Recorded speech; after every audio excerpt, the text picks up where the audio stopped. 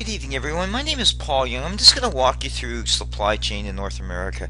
The goal of this presentation is to kind of give you an idea what's going on in the marketplace from wholesale sales, retail sales to commodity prices, just to give you an over flavor of what's happening in the economy as companies that are involved with logistics from distribution to wholesale to retail stores to get a kind of a idea what's going on in the economy for North America.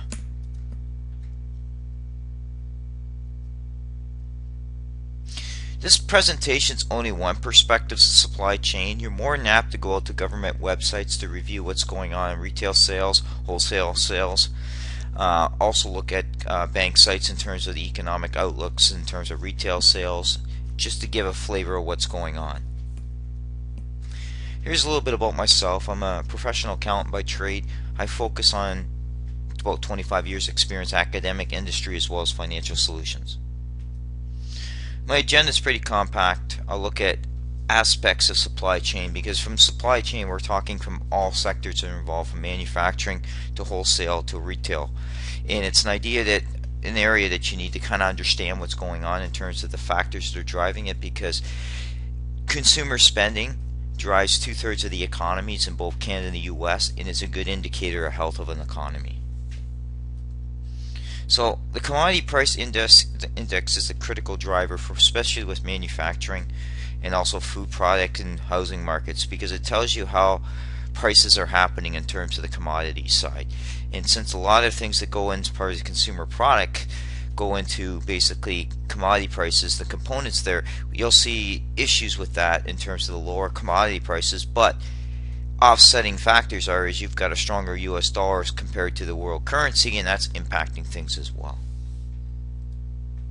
I put up Class 8 trucks here because they're a key aspect and shows you a key indicator of distribution, and it's had phenomenal replacement in its fleets over the last logistics companies in the last probably since 2013. We've seen significant uptick now. It only makes sense that we'll see a bit of a clawback happen in 2016 because they've already added the capacity. But that being said, there are potential here where you're seeing down below with the two arrows about retail sales have been down a little bit. So it's hard to indicate right now how strong the US spending is in terms of things when we've seen different pressure points on the markets are down. We've also seen different issues with lower fuel costs. So there's some pressure points in the US in terms of the economy and consumer spending. It's an area that you need to watch because it does drive 2/3 of the economy. This gives you kind of an uptick to understand where retail sales are going. But the good side of the uptick side for retail sales in the US has been home improvements areas. That's a good indicator because the US housing market's very strong.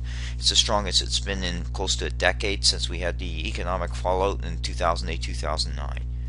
So that's when idea you need to kind of peel back things and kind of look at things of what's going on too as well. Canada's retail sales are relatively strong. We had a big blip up in January 2016, but it was led by a lot of it was motor vehicle sales. So that being said, retail sales are still relatively strong in Canada, and we should see growth between 1.8% up to 2.3% this year. That's still significantly where the areas you'll likely see the most growth will be in central Canada, which is Ontario and Quebec. But that being said, there's a lot of pressure points on retail stores to be competitive in terms of their pricing as they get more focus on government policies coming in, potentially for a pension plan as well as carbon taxation. You'll see that, as well as hydro rates will come into play. The US government has also policies that may impact their retail sales chain too as well, so it's something you need to watch. This just kind of gives you an idea of tonnage. So we've seen a reduction, a bit of the tonnage in the month, so that's the amount of volume that we're moving. So we seem to be moving less volume. But that being said, we still are seeing significant growth in the area of consumer spending that's driving truck volumes.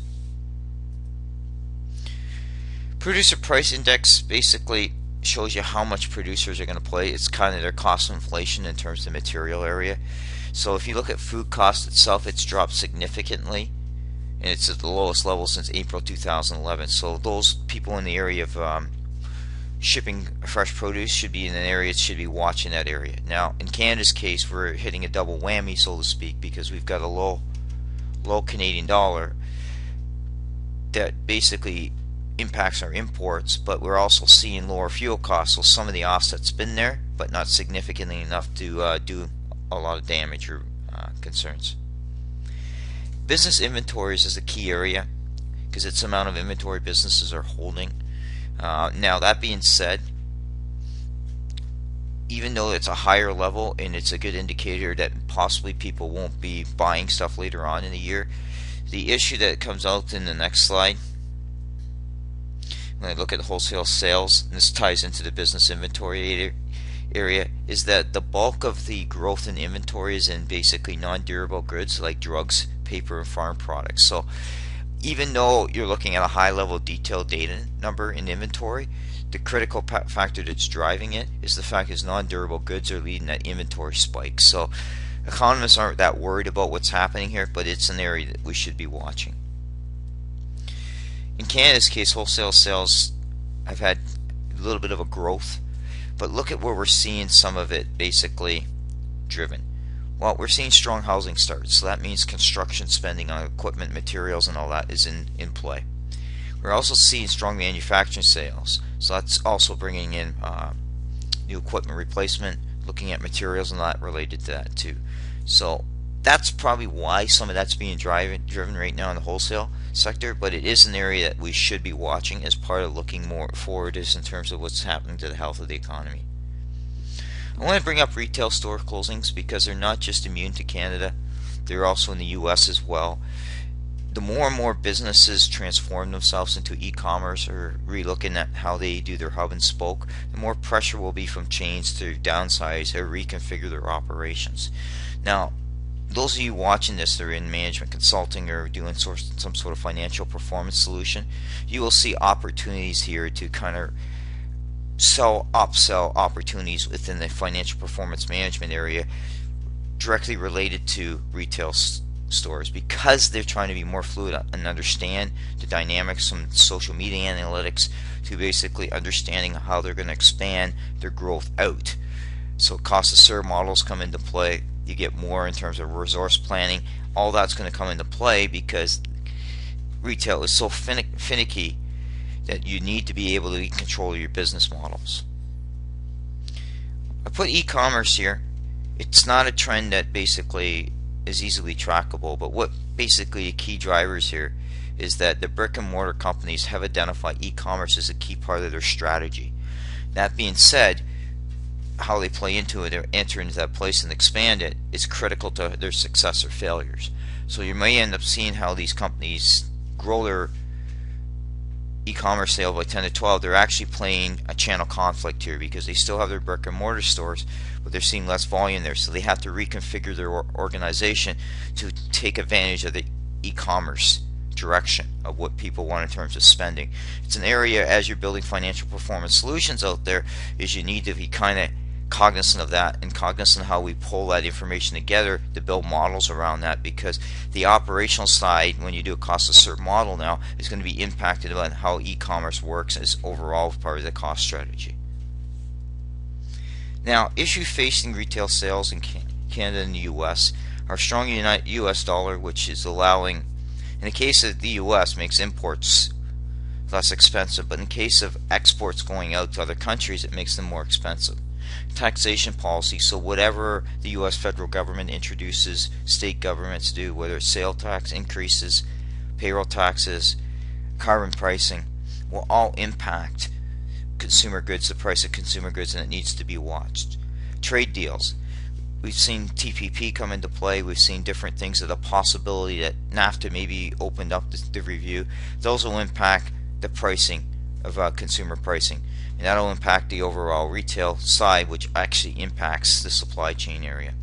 Movement to e-commerce, we're actually going to probably see by 2020, probably somewhere between 20 to 25% of all business will be online.